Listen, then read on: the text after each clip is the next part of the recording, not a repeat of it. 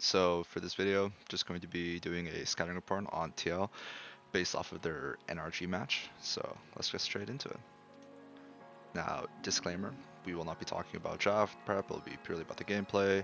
I'm only going to be talking about their series versus NRG, and it's not going to be super in depth, it'll be kind of brief. So let's go straight into their level ones. So here we have an image where they drop their wards. Game 2, top drop ward here. Game 2, mid. Pretty easy to kind of understand. They're not the most proactive team when it comes to warding level 1. Some teams usually have like very specific tendencies where they look for the ward here. TL is actually one of those teams, but from what it seemed like, NRG was pretty prepared. I have a quick example here.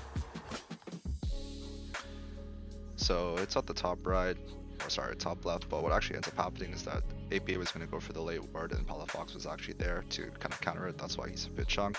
This is a consistent thing that TL was doing throughout the regular season, so pretty obvious that it's shown here in game 1. Now, in game 2, let's see what they end up doing. This one, NRG end up going for the ward themselves, and then this is where TL end up actually going for the double ward here, probably afraid of any potential poppy ganks. For this part, I'm not going to go super in depth, just kind of showcase to the team that you're coaching or to the coaching staff that you're working with about what they ended up doing so they can make their own conclusions before you go into your own. Here in this case, they see Mr. Ignar and end up grouping on one side, potentially thinking that someone is hiding here.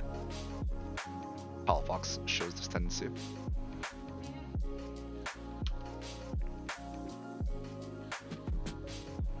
And then in this case, pretty defensive in their nature. Usually you'd see them kind of posturing up. And Mysterion survives death. Now, this is kind of your opportunity to talk about the things that you notice as trends. So for me, I mentioned prior, like NRG, prepped for the TL, dropping the Raptor ward, APA, 3 out of 4 games. He was looking to get vision or had vision placed for him before the first wave. So in this case here in game 1, he actually dropped the ward as the minions were about to meet in mid wave. Game 3, his support dropped the ward here for him. Game 2, he dropped the ward, and then game 4, they didn't really do anything. And actually to go further flesh in, one thing that's interesting is they saw the people here, or could kind of assume based off of the Iron queue, but they actually also still play like kind of scared on this side, not fully pressuring in. I think in this case maybe they're potentially thinking that they're getting baited. Right, Iron throws Q, but the rest of them are stacking. It's probably because they got cheesed by this maybe in scrims or maybe cheesed on stage prior. Now, one thing to keep in mind that is potentially punishable is where people sit. Usually they have their specific spots that they like sitting in. In this case here, CoreJJ almost consistently sits on this bush and then at the end. So let's say you have a champion like Rel or you have a champion like Ivern, you can throw your skill shot over, you can throw your body in, and then potentially blow his flash early game. Another thing that's interesting is that Pyosik, if they feel like they're stronger level 1, for what it seems like, he just instantly runs into the top line here. This is another punishable thing. One thing I would also probably take away is that they seem very wary of this position in general. So if I were playing against these guys, I probably wouldn't try to make any stacked play here. I'd probably try to do something set on the bottom half of the map, likely on CoreJJ. Now we're going to go to the early game. So here, just like a kind of brief summary on the stuff that they did, and I'll talk about it later. In this case here, just a quick map of where the jungler's positioning was, and I just got this from Game of Legends. Here's the legend over here. One thing that's pretty interesting is that it looks like a pretty equal spread. This is all of the blue side games during the regular season and where he's at the end of his jungle clear. Now, in Game 1, he did a defensive pathing to cover top play, path top. Game 2, through gank top. Game 4, 4 camped into top vision, and then he ended up killing Dokla, and then Game 4, he just pathed down. Now, let's actually talk about the clear takeaways. So one thing that I noticed was that their coordination around bot side plays is pretty poor, and we'll look at this first example. Here in this game, this is game 1. So he just made a play top side. Now he's going to his clear bot side, and CoreJJ finds this opportunity to burn FBI's flash. Fantastic. But this cooldown doesn't actually end up getting translated into anything. So if we kind of speed through this spot, and I'll full screen it, watch what ends up happening, and keep in timer on FPI's flash.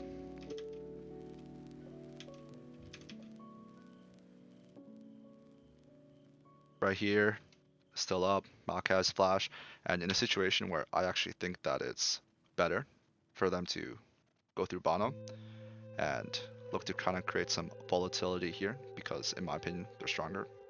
This item, this item, this item. To these items for Jace, mid lane is kind of the no-no zone in this situation. They don't. They kind of, jerk around mid lane, try to clear vision. APA still gets pushed in. They still don't have river control, and they go back bottom, and Size Flash is still available. Does his cams for his level 6, and Size Flash is now up. So not much really happened here after getting the flash from Mr. FBI. Wasn't really translated. Could probably do some Hex Flash play or even just use Maokai's Flash to kill him. So a bit of a wasted opportunity. Now we're going to go to the second thing that I noticed. And a lot of mid laners actually have this specific tendency, but it's where in this very common map state, where one team is taking Herald and the other team is taking Dragon, or like looking to pressure the bot dive, the mid laner, if he's not committing to the fog and diving, usually they're going to try to take the mid wave high. In this case here, APA is doing it like very, very aggressively. So we'll kind of see what that means. Hard to notice on the minimap, but he actually hammer farms in, and then look what transpires. He ends up getting caught, and this is pretty terrible for TL. Especially because if we look back here and see what's happening, like this wave is actually neutral. They're playing like this objective is super free, right? They're not looking to kind of pressure the enemy bot lane, knowing that the jungle is bot side for them. And then here, as they're chasing down Mr. APA, TL's position is pretty terrible, right? Their bot lane doesn't have first move, NRG has first move in this situation, they're getting pinched on Urver, and now a situation where it should be an okay trade, they get Herald, you get Dragon, it's pretty horrific. So let's say that I'm scouting this team, I would say, alright guys, in this specific trade sequence, keep an eye out on APA and then communicate what's happening with bot lane. There's a potential point of weakness here where we can look to collapse and pressure, depending on the tempo, of course. Now, some more other examples of how Team Liquid is kind of weird on the bot half of the map. Let's check this out. The context doesn't really matter that much. So right now, bot has, in quotations, control, right? APA is late, and then Pyosik sees contracts. Now, this seems like time to kick out, but kick out through where and how aggressive do you do it? In this case, he doesn't have an advantage in the mid lane. His advantage is through bottom, and since the advantage is through bottom and is far away from bottom, he'll have to wait. But what he ends up doing is he commits really, really hard. Bot lane is slow on the rotation.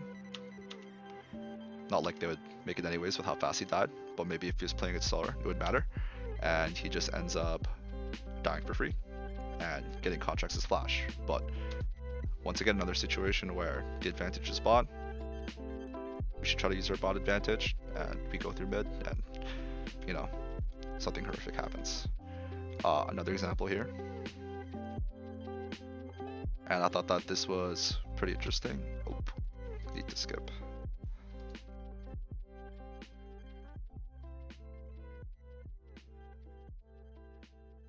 Here, so we're just looking at the items and the champions right now. I think that TL are stronger on the bot half of the map. Ezreal's got a tier, Kai'Sa's got a Rune Quiver, and NRG are just taking this dragon for free. I feel like this is an opportunity for TL to look to start some form of fight on the bot half of the map and use their advantages, but instead they gave it up. And if we look at NRG's composition, these champions are really, really strong at Herald. So what's likely going to end up happening is they don't get the dragon, which honestly they should, and they also don't get Herald.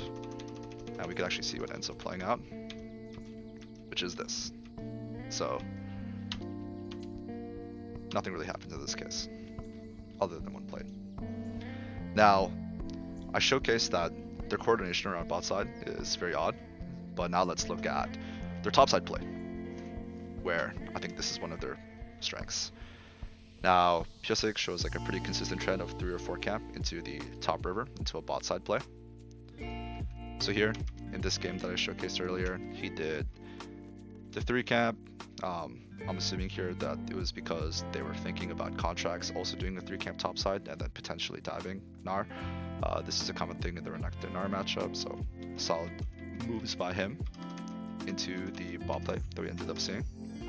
One thing that Pyosik does is he has a pretty clear tendency of overstaying on the first round, trying to look for some sort of lurk play. Example numero dos.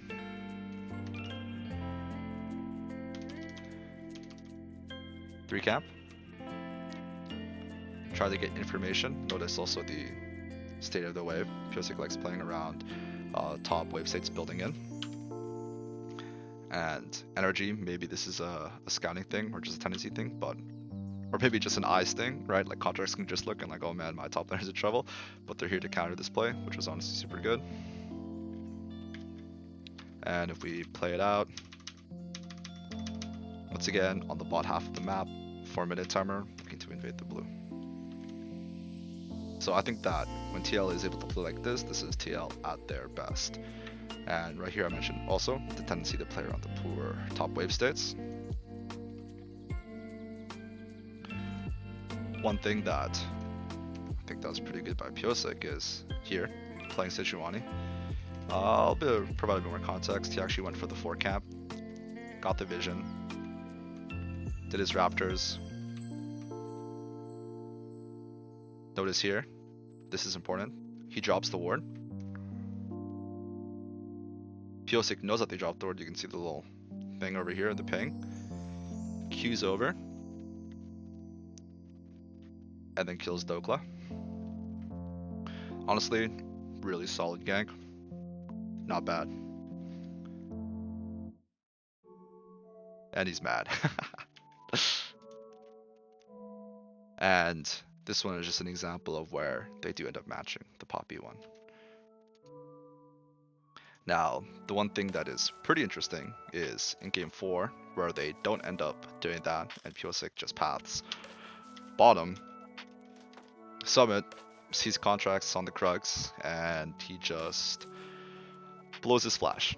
So, not quite sure what's going on here. It's pretty odd, but you know, something to take away, something to keep in mind. Now, when we talk about scouting, I think that scouting is the most useful the earlier you do it, so that you're able to prep your practice in advance. So if I was 100 Thieves, I'd look at this and be thinking, okay, how can we practice in our scrims to take advantage of these things? And obviously TL is also looking at their own games and thinking to themselves, how do we fix upon these weaknesses? So like, let's look at some of TL's strengths, playing around the top wave states, creating volatility bomb, and translating that prio into invades. Those are things that they're good at. Now let's look at their weaknesses. Getting mid prio and transitioning that into control. A lot of the times we notice that they're coming into mid and it's not really equaling, it's anything. Snowballing plays through the bot side, so if they are able to burn a summoner, what does that transition into? How are we using that to kind of take control of the map that isn't directly invades, right? And then finally involving bot lane with Herald and trade lines. I didn't really show the example, but something to keep in mind is that Jan actually has a tendency to kind of delay his base and stay for an extra wave, and I should show that right now over here.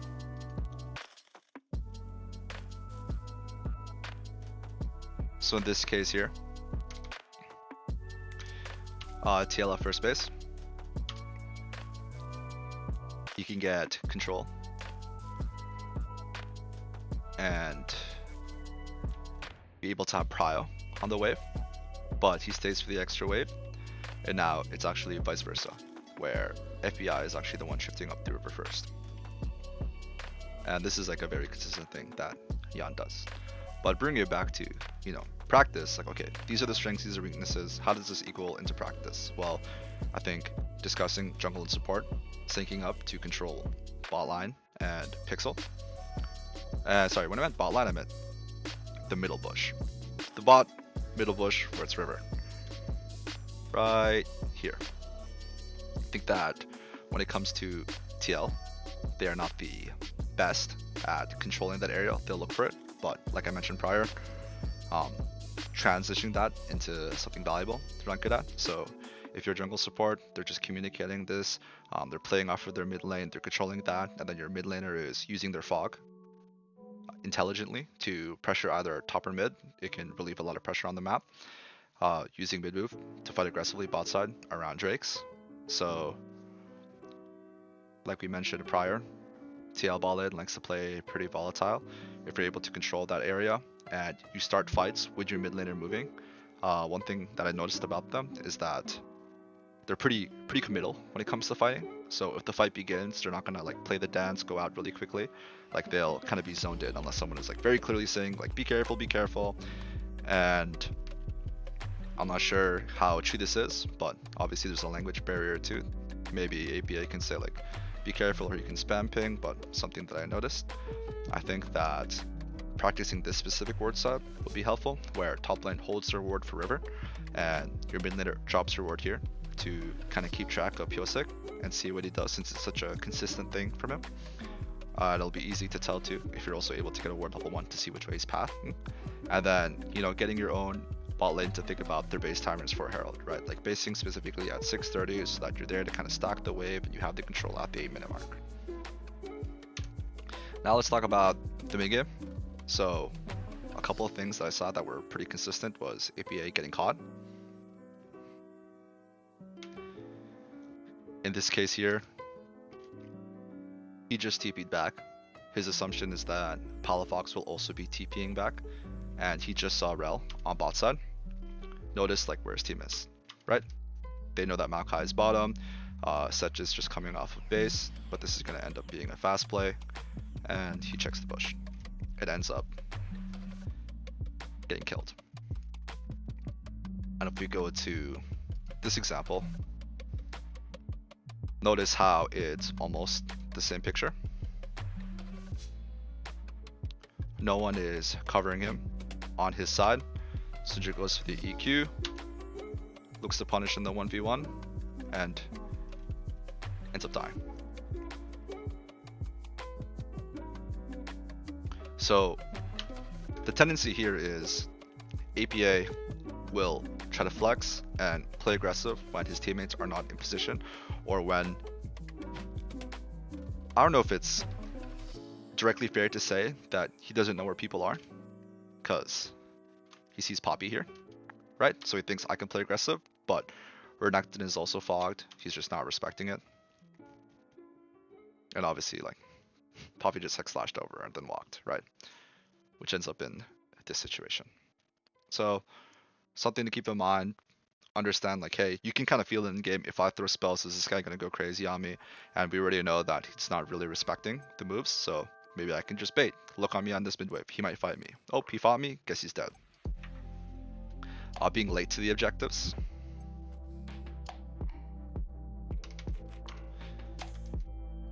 In this case here, pretty obvious in advance that TL know that they're not going to be contesting this Herald. I'm sorry, not Herald, Dragon. They have no vision bot side. They dropped all their vision top side. So this is pretty stock standard, right? NRG are going to get this Dragon, and then TL are going to have first setup on Herald. And then maybe NRG is going to have to play into the bot side and try to punish Mr. Yan in this situation. So you want to retake your jungle. So right here, what should happen is while NRG are killing the Dragon, we are retaking our jungle. We kill the one pink, but we don't kill these wards. NRG have complete understanding as to where we are. And we are walking into their side of control. So this is pretty interesting.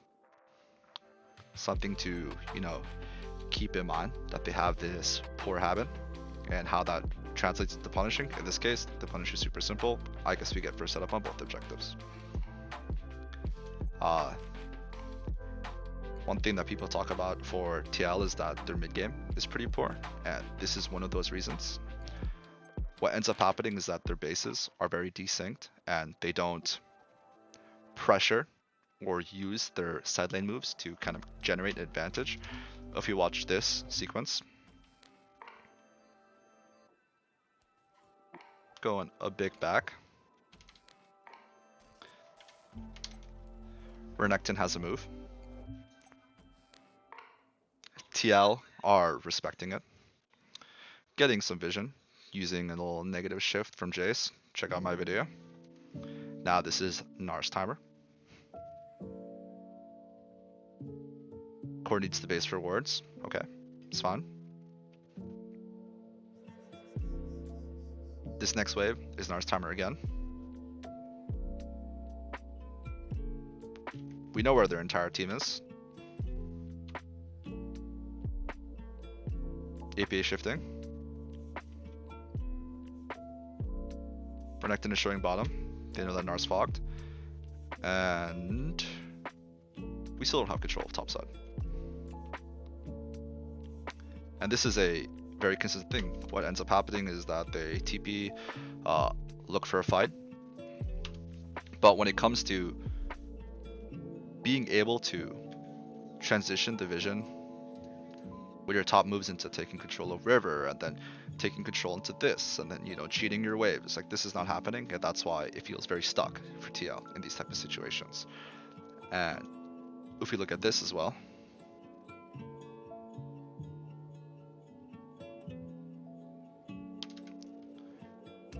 it's something to keep in mind. Like when it comes to planning, TL know in advance when their laners are gonna have shifts. Here, we just got pressure from bot side. He's gonna have a shift after this wave. What is this gonna translate into?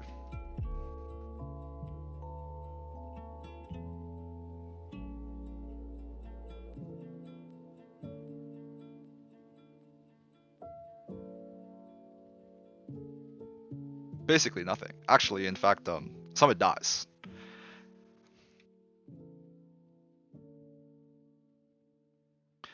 Now, to kind of talk a bit more about this sideline issue, it's kind of imperative to understand how TL ended up winning a game. And the way that they ended up winning the game through Summit was not because of like, oh, he's split pushing and he's creating a lot of pressure and we're like abusing that pressure. In reality, it was just through kind of killing Doklo over and over again.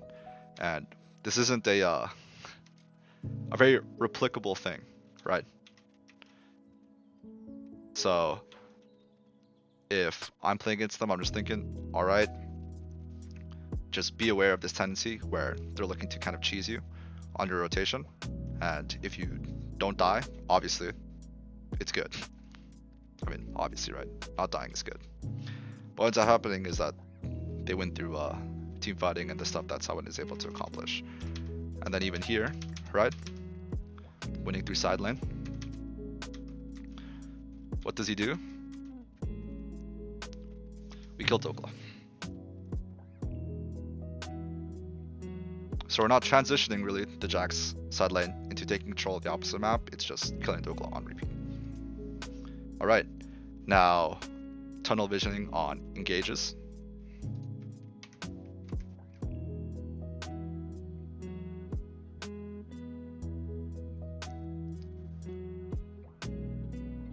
This is what CourtJJ sees on his screen. Palafox, Trundle Pellard, no flash. Okay, go.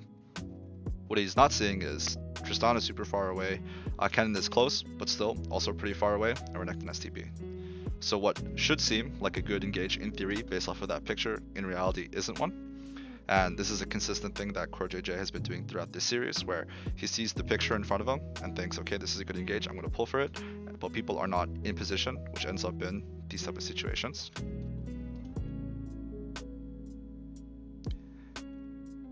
And even generally as a whole, when it comes to taking up space or controlling space, they don't seem to be quite on the same page. Here, AP is looking to catch the wave high. Jax is super far, Sejuani is super far, and they're really split up. Right here, look at this positioning. Makes complete sense to me that Energy just pulls the trigger here, right? Because there is no threat at all. Their carries are on this side. The front lane is on this side. Maokai ulti. Complete split up. Solid engage. So when it comes to the mid game, APA and Summit are weak points. I would suggest attacking these people. The way that I would attack APA is punishing his tendency of, contesting when he shouldn't. And that he's like pretty afraid from what I've seen so far to be contesting the wave when he can. Summit, just recognizing that they're not really translating his moves very well and they're desyncing. A lot of the advantage he creates is just through legitimately like killing the enemy top player on the side. And the idea of, their objectives being late. So in the mid game, use our engage tools properly. If we miss them, don't overcommit, because that's how Energy ended up losing their game. They missed their spells, and then they forced. And then they died. If you don't do that, it seems to me that the game was pretty easy. I didn't really do a pretty in-depth thing on watching 100 Thieves, so I can't say who I think is going to win. But if 100 Thieves are able to do the things I talked about, then I could see them winning 100%. So just to quickly summarize.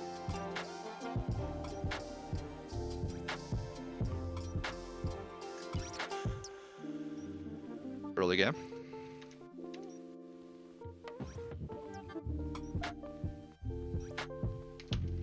Poor at playing around ball in. Very awkward. Mid game. Bases desynced.